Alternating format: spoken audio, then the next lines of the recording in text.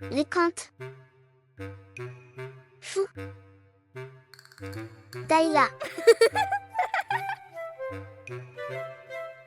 Moustochou, le moustique qui détestait le sang. As-tu déjà entendu parler d'un moustique qui préfère le chocolat au sang? Non? Alors accroche-toi bien. Car l'histoire de Moustochou va te faire rire aux éclats, te faire fondre comme une glace au soleil et te donner envie de croquer la vie à pleines dents, ou à pleines ailes. Dans la forêt de miel en tendre, où les abeilles fabriquent du miel au rythme de la samba. Et où les papillons organisent des concours de danse sous les feuilles, vivait Moustochou. Ce moustique n'était pas comme les autres. Alors que ses congénères passaient leur temps à chercher des bras ou des jambes à piquer, lui, il préférait se régaler de miel, de fruits et de chocolat. Oui, tu as bien entendu. Du chocolat. Dès qu'il voyait une goutte de sang, Moustochou poussait un cri strident. Berk. Du sang? Mais c'est dégoûtant. Et il s'envolait en agitant ses ailes comme un hélicoptère en panne. Les autres moustiques, eux, ne comprenaient pas du tout son attitude. Mais enfin Moustochou, tu es un moustique. Tu es censé aimer le sang. Lui lança Moustigros, un moustique bodybuildé qui passait son temps à faire des pompes avec des brindilles. Et comment tu comptes survivre? Avec de l'eau sucrée? Ricana Moustiquette, une moustique coquette qui se parfumait à l'eau de rose. Mais Moustochou avait une réponse toute prête. Qui a besoin de sang quand on peut se régaler de miel, de bananes, de fraises, de chocolat? Et c'est ainsi que commença sa quête sucrée, une aventure pleine de péripéties plus drôles et plus folles les unes que les autres. Sa première mission fut de trouver du miel. Moustochou repéra une ruche dorée perchée sur un arbre. Facile, se dit-il en se frottant les pattes.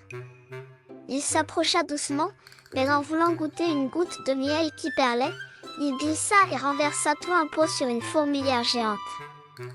Les fourmis, furieuses, sortirent en masse, brandissant des brindilles comme si c'étaient des épées.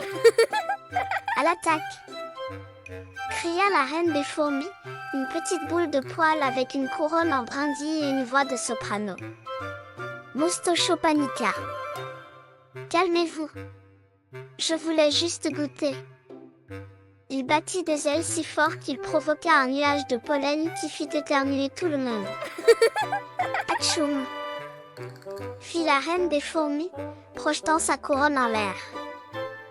Atchoum! Firent les autres fourmis, perdant leurs brindilles épais. Atchoum! Fit Moustochou, qui s'envola en laissant derrière lui une fourmilière en pleine crise d'éternuement. Après cette catastrophe, Moustochou décida de chercher autre chose. Cette fois, ce serait une banane bien mûre. En survolant un bananier, il repéra un fruit parfait. Mais au moment de tirer dessus avec ses petites pattes, il tira trop fort. La banane se détacha et fit tomber d'autres fruits. En quelques secondes, c'est tout l'arbre qui s'effondra dans un énorme fracas. Un singe, qui grignotait tranquillement une mangue, sursauta et tomba de sa branche. Mais c'est quoi ce désastre? Grogna-t-il en lançant un regard noir à Moustochou. Je voulais juste une petite banane. Bafouilla le moustique. Le singe, furieux, lui lança une mangue en pleine figure.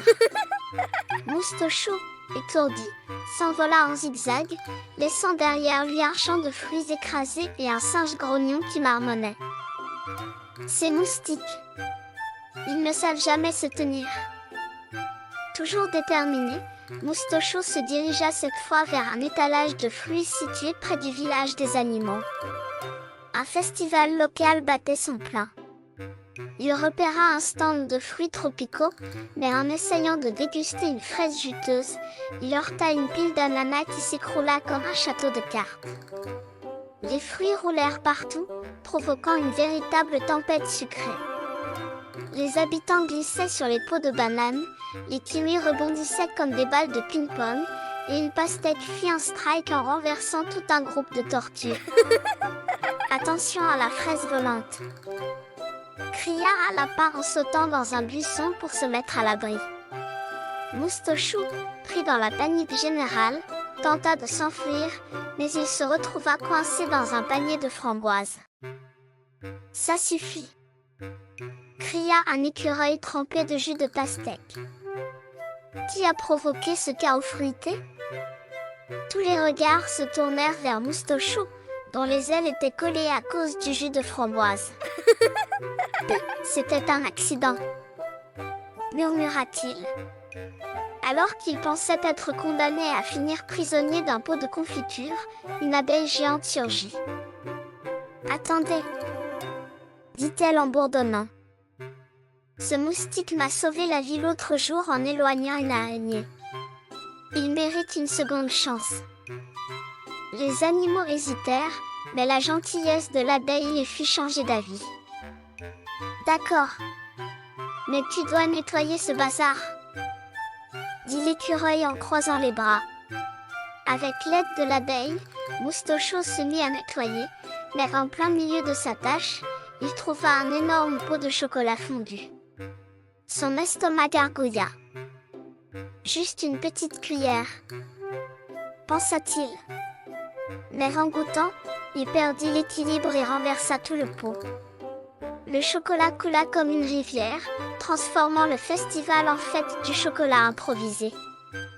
Les enfants des animaux se mirent à glisser dans la boue chocolatée en riant, et même l'écureuil ne put s'empêcher de s'amuser. Finalement, tout le monde éclata de rire. Eh bien, ce n'était peut-être pas la fête qu'on avait prévue, mais c'est encore mieux, dit l'abeille en essuyant ses ailes pleines de chocolat. Moustochou, couvert de sucreries, réalisa que sa différence n'était pas un problème, mais un cadeau. Je ne suis peut-être pas un moustique ordinaire, mais je suis le roi des fêtes surprises. Et toi? Que ferais-tu si un moustique amateur de chocolat débarquait chez toi? Prépare tes fruits et ton chocolat car Moustochou pourrait bien te surprendre. Les contes. Fou. Daïla.